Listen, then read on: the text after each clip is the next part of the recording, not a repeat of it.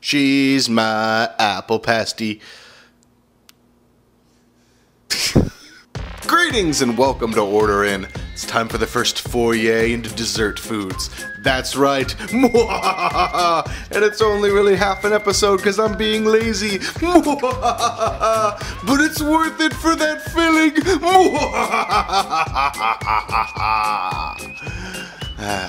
I like food. Starting things off, we got some great, delicious Granny Smith apples.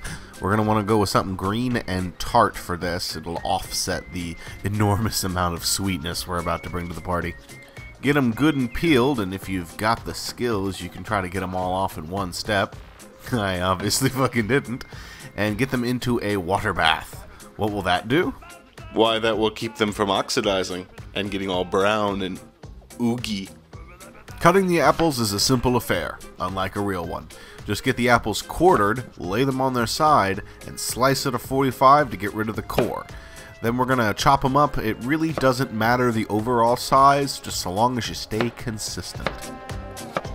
As far as I'm concerned, the filling for one of these things will never fully cook in the oven, so we got to give it a head start. Get a load of butter into a saucepan on medium heat, and get that cooked down until it turns a nutty golden brown. Then we're going to dump in our apples. Be careful, if there's any water in it, it'll kind of splash up at you. And get them tossed in the butter. We then add some salt to pull out some moisture, and 2 kinds of sugar, white and brown sugar. Why? No idea. Every recipe on the internet had me do it. Get that cooked down for maybe 5 to 10 minutes. It really kind of depends on taste. If you want it a little bit more bitey, kind of a firmer apple, you don't want to do it for as long. If you like jam, you want to keep cooking it for 20 minutes. When at your desired level of firmness, we're going to sprinkle on the cinnamon.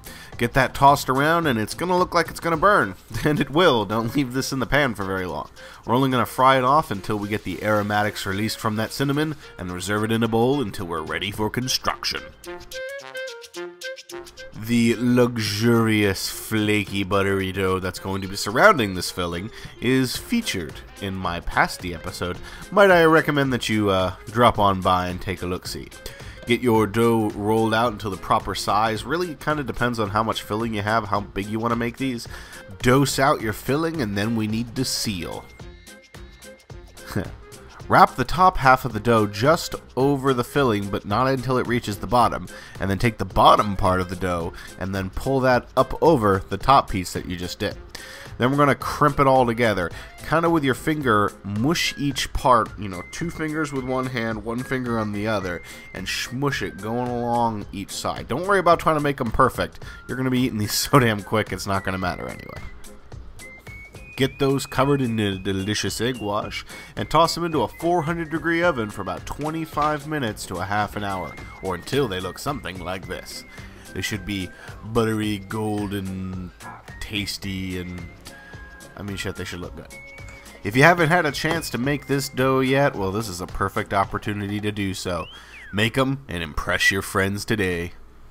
Granny Smith loved those. You better believe it. Thanks for watching, and remember, why order out when you can hang out and order in?